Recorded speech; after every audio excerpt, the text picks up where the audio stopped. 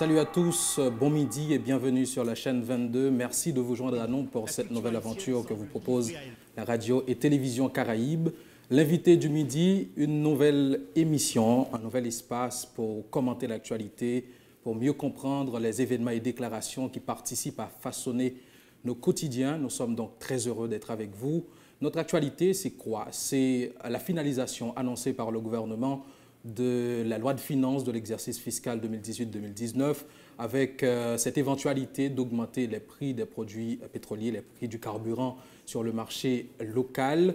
C'est aussi cette visite du Premier ministre Jean-Henri Séan, deuxième visite du chef du gouvernement à la Cour supérieure des comptes et du contentieux administratif pour soumettre aux conseillers les documents relatifs aux résolutions, aux différentes résolutions prises pour dépenser l'argent des fonds pétro-caribés. C'est aussi le banditisme qui prend le large dans certaines contrées de la zone métropolitaine de Port-au-Prince. C'est aussi ces 176 migrants qui nous reviennent volontairement du Chili. Nous allons aborder tous ces points avec un invité particulier, le tout premier pour cette émission, cet ancien grand journaliste, cet ancien candidat à la présidence, aujourd'hui professeur d'université et chef d'entreprise, coordonnateur général du parti UNIR, Clarence Renoir. Bon midi et bienvenue. Merci de répondre à notre invitation. Merci de cette invitation à la grande première de ce programme, l'invité du midi. Et je suis très flatté d'être avec vous aujourd'hui, Davidson. Merci, Clarence. Alors, nous parlons automatiquement politique. Vous êtes dirigeant de parti politique. Clarence Renoir, 20 mois depuis la présidence de Jovenel Moïse, 20 mois depuis qu'il est installé au Palais national comme président de la République, 2 gouvernements déjà. Quand vous observez toutes ces mesures qui ont été prises, la politique gouvernementale qui est mise en place, vous vous dites quoi? Mon Dieu, pourquoi ne m'ont-ils pas choisi moi? Pensez-vous que vous pourriez faire mieux quand vous regardez aujourd'hui l'exercice de ce gouvernement? Non, vous savez, je n'ai pas ce questionnement-là parce que moi, la question a été déjà posée aux électeurs et aux électrices haïtiens et mon Dieu font choix. Ils choisissent Jovenel Moïse comme président, quelles que soient les conditions ou les analyses que nous pouvons porter sur le choix, les circonstances dans lesquelles le choix a été fait. Il a été fait, c'est le choix du peuple haïtien que je respecte. Je ne me vois pas, je ne me projette pas dans sa place pendant qu'il y est. Je peux peut-être effectivement avoir une idée différente de la sienne. Pour me dire, si je là, je fait différent. En effet, j'ai des idées. À UNIR, nous avons des idées. Nous avons proposé un programme, nous avons proposé des idées, mais qui n'a pas été celle retenue par les électeurs et les électrices. À partir de ce moment, je constate, j'analyse, probablement aussi je critique, mais nous avons des conseils ce gouvernement. Et en réalité, 20 mois passés, 2 gouvernements, c'est beaucoup. En 20 mois, parce qu'un gouvernement qui fait qu'entrer, un président qui fait élu, doit gagner plus de stabilité pour les capables d'agir dans la durée, car c'est seulement dans la durée un gouvernement capable de porter des résultats sérieux dans le pays. Vous voyez des points de similitude avec votre programme dans ce qui est en train d'être fait aujourd'hui? Je dirais non. D'abord sur le départ, pour moi-même, président mal parti. Il était mal parti, président parti avec une prétention d'être un président qui peut tout faire, qui sait tout, qui est partout à la fois. Et l'exemple là qu'on a énuméré. Le mauvais départ, c'est le départ de dire que bon, c'est le président parler, point barre. Ça, c'est pas dans culture politique UNIR, ni dans la vision des choses, dans la direction d'un pays. Un pays se dirige avec tous et pour tous. Soyons positifs maintenant. Clarence, pendant ces 20 mois de règne de Jovenel Moïse, est-ce que vous pouvez énumérer, ne serait-ce qu'approximativement, des points positifs, des choses que vous voyez qui se fait aujourd'hui, des choses qui se font aujourd'hui, et vous vous dites, voilà des points que j'estime positifs de ce gouvernement. Je voudrais vous demander précisément, si le règne de Jovenel Moïse s'arrête aujourd'hui, c'est quoi selon vous son palmarès? C'est un bilan bien maigre.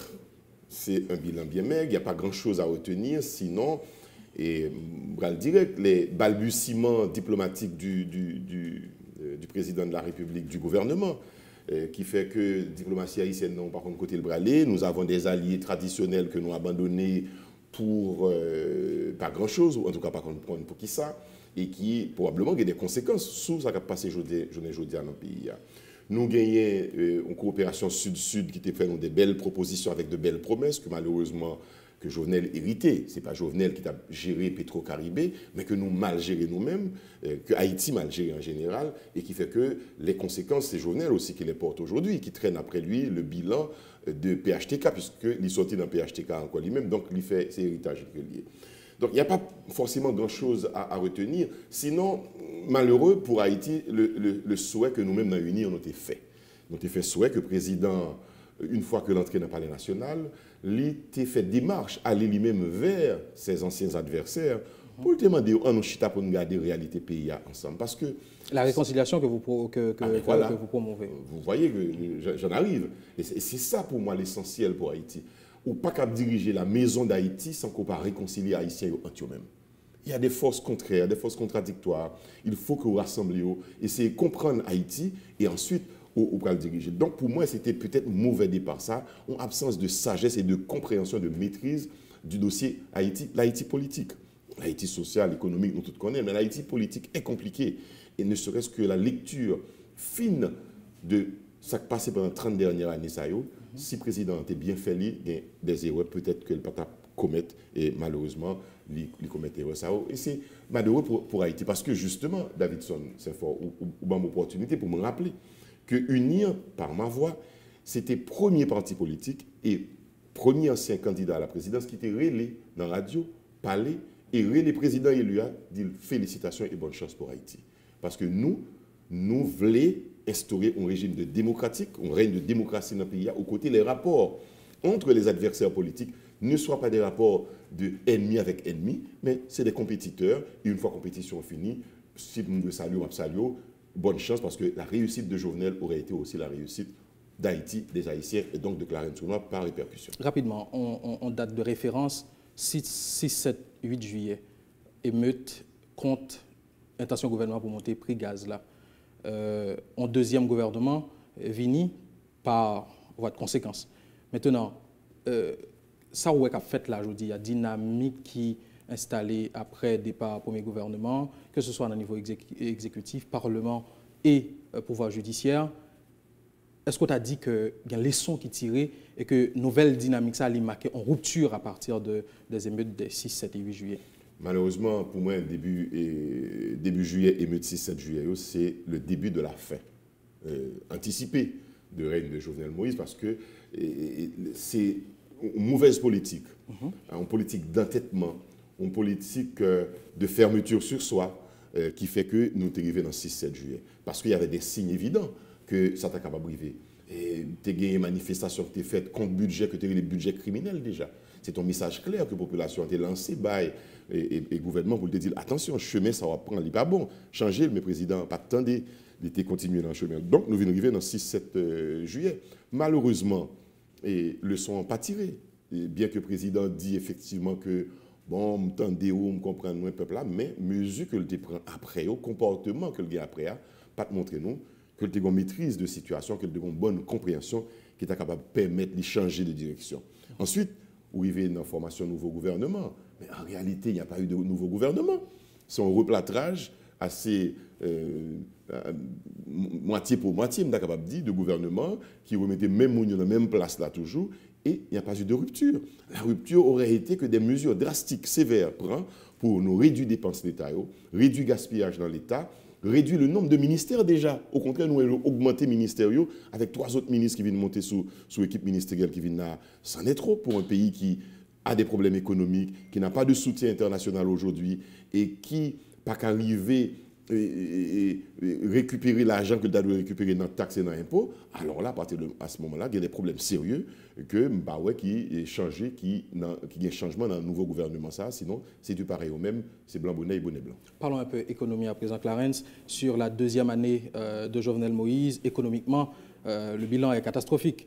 Près de 15% d'inflation, inflation à 15%, une croissance économique estimée à 1,8%. Une pression fiscale à seulement 15,8% alors qu'on espérait 17% et tout. 26 milliards de déficit monétaire.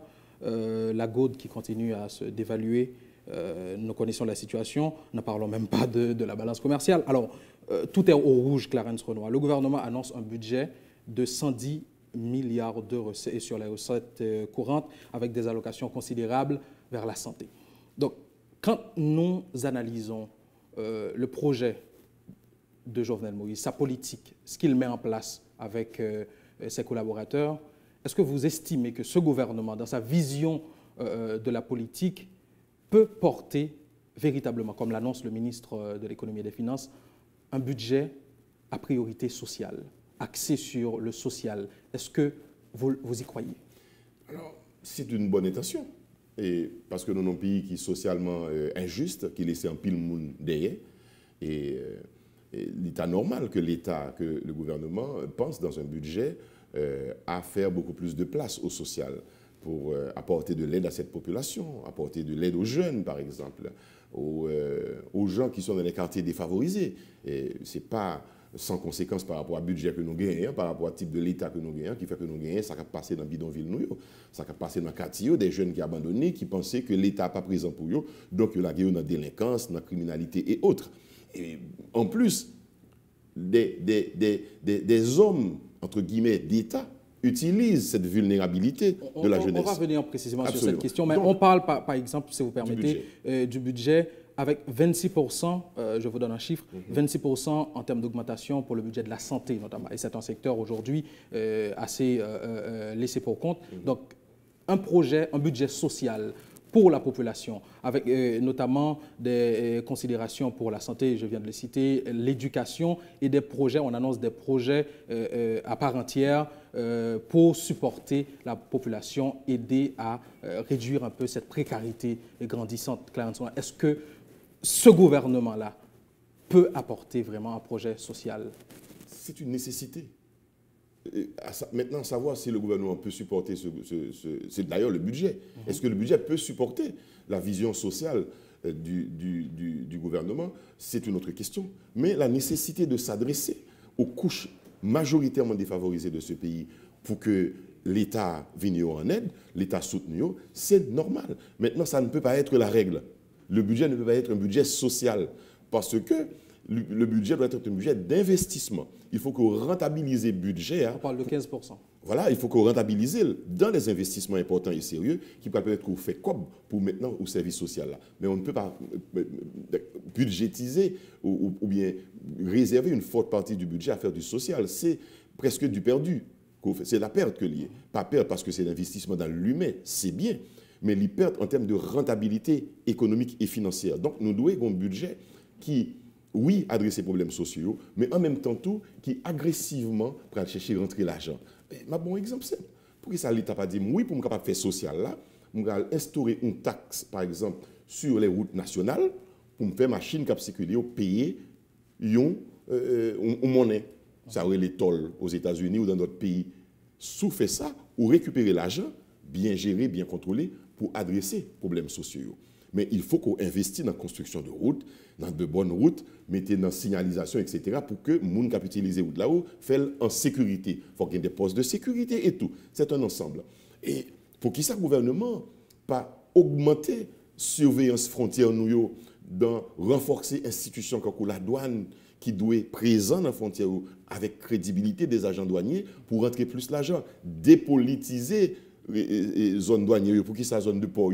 Parce que généralement, c'est des barons politiques liés au pouvoir en place qui ont contrôle des ports et des aéroports la plupart du temps. Donc, ils font l'argent pour eux ou bien ils passent avec contrebande. L'État n'a pas gagné. Donc, on parle de ça. Oui, si l'État rentre l'argent, ça, il est capable de dédier, on partit là-dedans pour faire du social. Mais le social doit être quelque chose d'un accompagnement à moyen terme. Il faut que nous libérions l'économie pour qu'il y ait des investisseurs qui viennent, pour que nous créer des emplois, pour que les gens qui sont dans le social puissent quitter le secteur ça, puis aller dans le secteur autonome, que nous travaillent, nous gagner l'argent pour compter.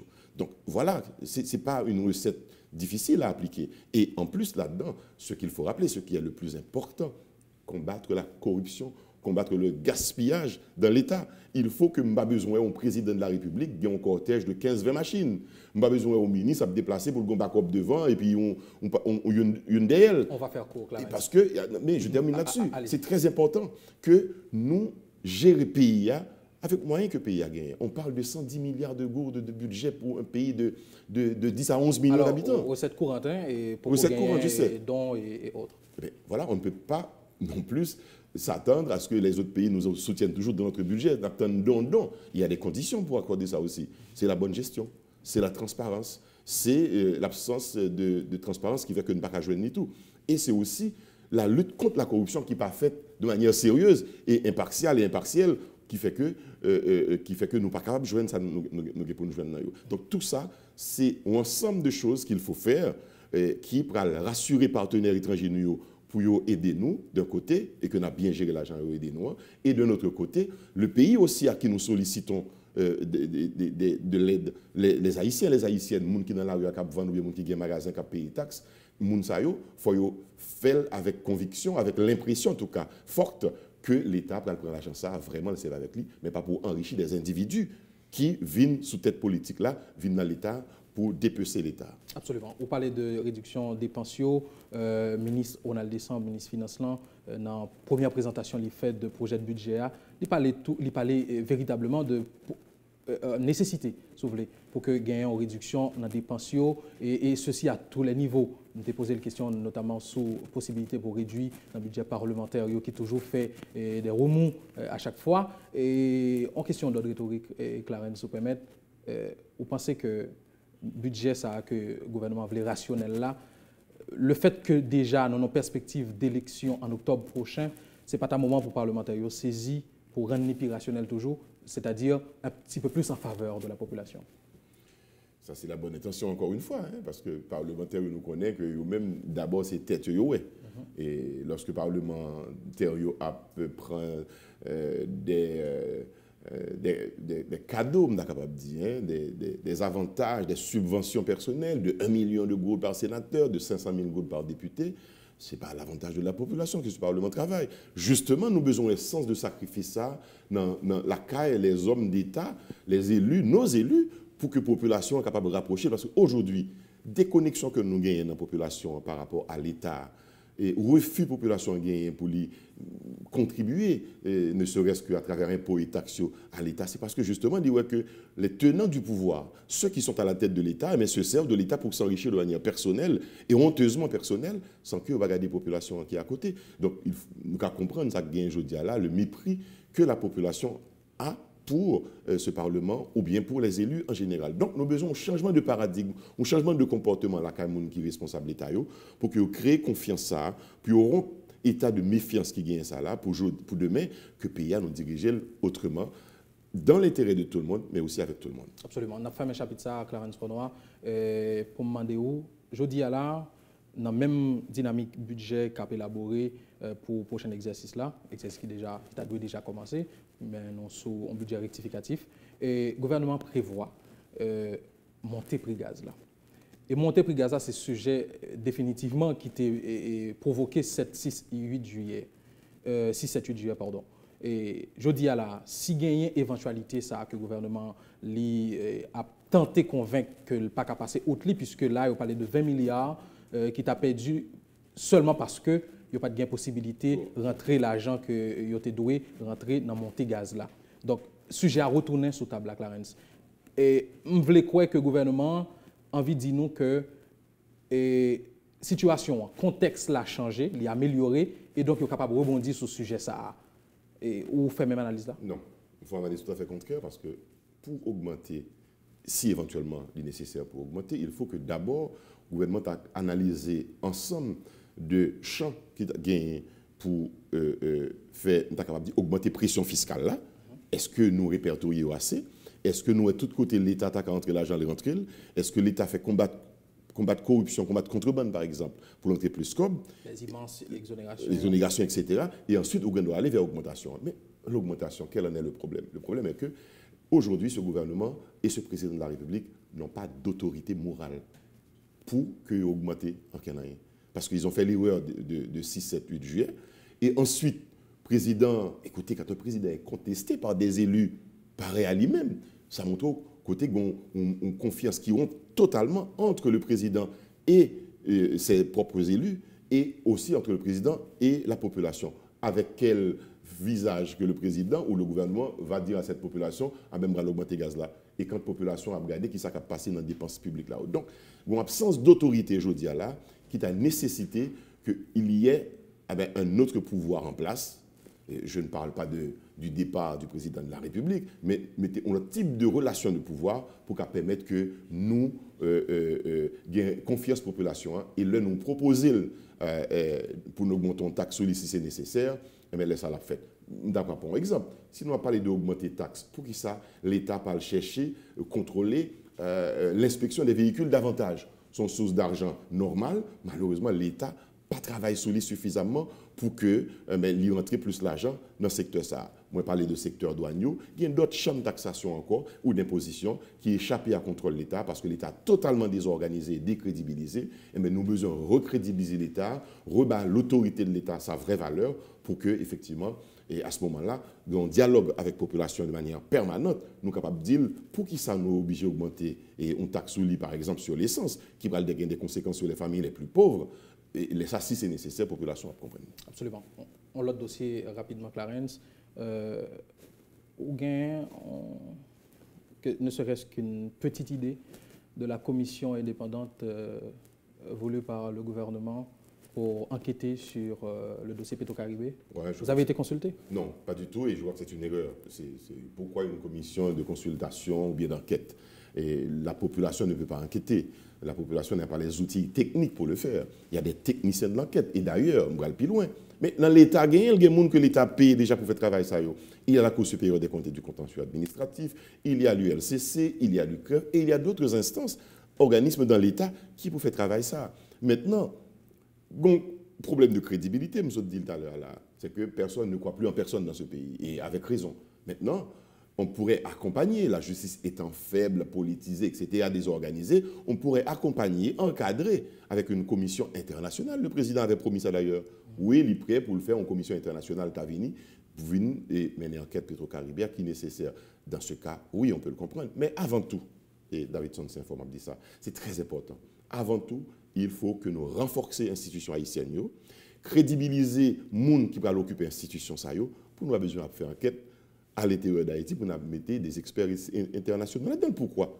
D'abord, on nous dit, juge nous faire confiance, magistrat nous faire confiance, institution nous faire confiance, nous dépolitiser, nous ne pas mettre nos amis en tête parce que nous n'avons pas les amis enquêter sur nous, donc nous placer là-dedans, mais nous mettons des gens crédibles là-dedans qui vont faire enquête sur tout le monde et sanctionner tout le monde qui mérite sanctionner. Il faut que nous prenions exemple de ce qui a passé dans le pays étranger pour nous comprendre.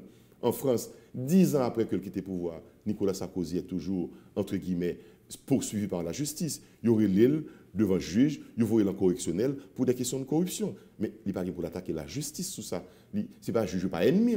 Les juges font leur travail d'enquête, d'analyse et de jugement selon la loi. Et gagner Cour supérieure des comptes qui l'a pour analyser le bien fondé des dépenses publiques et pour des jugements sur eux qui doit dépouiller de toute partisanerie, de tout esprit politique et politique partisane. Donc, vous voyez, c'est l'on a recrédibilisé l'institution et nous mettons des gens en tête qui présenter crédit, qui porter crédit ça bien, et le ça n'a pas même besoin d'institutions internationales. Mais d'abord, nous à unir, nous croyons que la justice haïtienne doit être en mesure de pouvoir enquêter et interroger qui elle veut, quand elle veut.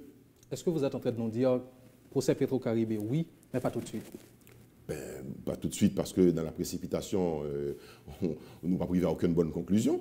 Mais oui, qu'il faut un procès Petro-Caribé. Mais au-delà de Petro-Caribé, il y a la fonction publique haïtienne à épurer, à nettoyer. Nettoyer, le mot est fort un peu, si vous voulez. Mais il faut que nous, ça les écuries d'Ogia, il faut nettoyer. Il faut passer un grand coup de balai. Il faut comprendre qui est-ce qu'il a dans eux, qui comportement. Les enrichissements illicites qui se font. Tout le monde le sait. Il y a des ministres qui arrivent au pouvoir après 6 mois, 1 an, ils deviennent multimillionnaires. Mais on ne peut plus accepter ça dans ce pays. Donc, au-delà de Petro-Caribé, il y a la question de la corruption à résoudre et toutes les autres enquêtes qui ont été faites avant, qui peuvent jamais exécuter, il faut faire tout pour que l'État n'a pas l'impression que le partisan, la persécute en série de monde, lui a protégé en série de l'autre monde. L'État doit être impartial dans le comportement, dans le jugement, et c'est ça l'État a gagné crédibilité et autorité nécessaire pour le fonctionner. Absolument. Nous allons, en tout cas, c'est plus rapide pour nous clore le dossier ça. Le gouvernement ne parle plus de cette fameuse commission, mais le Premier ministre a été hier au niveau de la Cour des comptes pour remettre des documents de résolution pris dans le cadre du dossier Petro-Caribé pour dépenser l'argent. Vous savez ce que c'est, Clarence Renoir. Et là, des organisations demande au juge en charge du dossier au niveau du cabinet d'instruction de se déporter. Et l'opposition annonce la poursuite de sa mobilisation. Et notre dynamique, ça, on a l'impression que nous sommes sur bonne voie et ça marche dans le bon sens? Pas forcément parce qu'il y a un pile détour, qui a fait tergiversation, on dirait.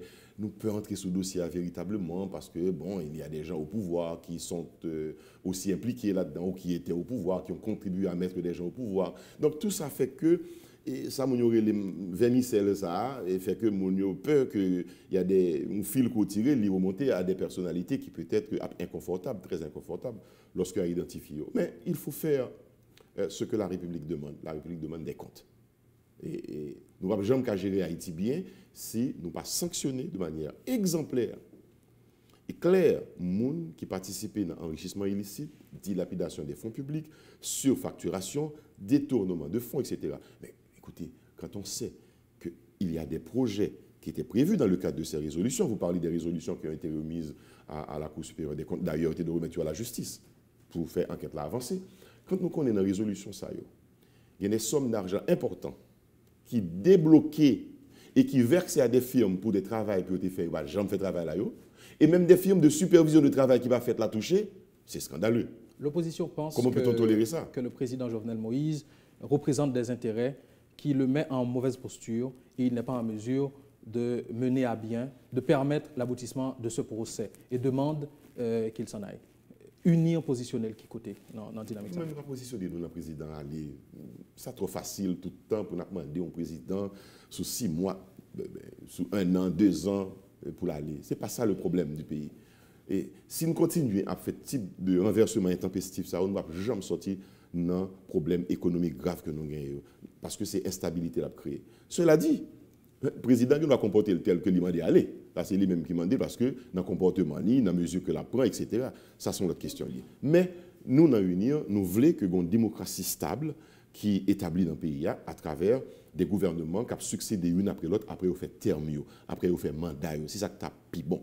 Et ces gouvernements, au président, il doit connaître qu'il n'est pas président pour protéger son ancien parti.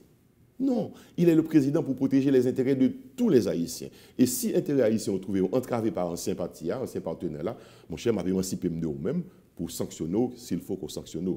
Parce qu'il faut que, au final, je dirais ça, il faut que nous essayions d'ériger une république vertueuse. Il faut que c'est la vertu qui vienne sous pouvoir. Il faut que c'est les gens vertueux qui ont responsabilité pour envoyer de bons exemples aux jeunes générations qui vont venir après. Parce que s'il n'y a pas un exemple qui est assez clair dans ce qui a passé aujourd'hui dans la gestion de l'argent pays, Petro-Caribé et autres, mais les jeunes qui vont venir au pouvoir dans 10, 15, 20 ans, ils vont faire le même bagala et peut-être au pire.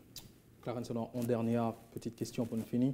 176 jeunes reviendront au pays cet après-midi, volontairement, ceci dans le cadre d'un programme des autorités chiliennes. Sans nous pas élaborer largement sur la question. Vous dites quoi à ces jeunes quand ils arriveront au pays? J'allais dire bon retour, mais je ne peux même pas dire ça. Qu'est-ce qu'ils vont venir faire ici? On ne sait pas. Déjà, pour être allé, c'est une douleur. C'est la douleur du départ et la douleur du retour que je vois. Nous avons en place jeunes ça qui est déplacé à aller. C'est que le pays n'a pas offert rien pour été. C'est ça qui fait au parti. Maintenant, voilà qu'ils se trouvent dans une situation, ils doivent rentrer, retourner, pour vivre dans quelles conditions? Est-ce qu'ils ont du travail? Est-ce qu'ils ont une espérance que la situation va changer dans le pays pour capable réinsérer tête dans la société?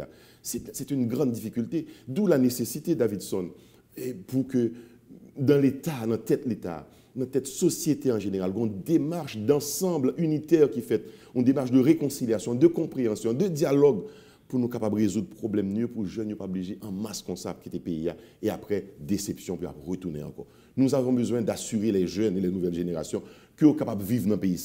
Mais pour ça, fait, il faut qu'il y ait une justice qui est appliquée contre les gens qui dilapident l'État, les gens qui volent l'État, mais en même temps aussi, il faut nous concerter, nous, entre Haïtiens, pour nous résoudre le problème nous et pour nous offrir des solutions à la nouvelle génération. Merci Clarence. Mesdames, Messieurs, la grande question de cette émission était de savoir, 20 mois après l'installation, je veux dire 20 mois de règne de Jovenel Moïse, Est-il encore dans le coup, le président de la République et son équipe? J'espère que l'analyse de notre invité vous a permis de vous faire une petite idée de la situation. Clarence Renoir, coordonnateur national du parti UNIR, a été notre invité pour ce premier numéro de l'invité du midi. Merci à vous d'avoir été des nôtres. On se retrouve demain. Allez, portez-vous bien et restez sur la 22.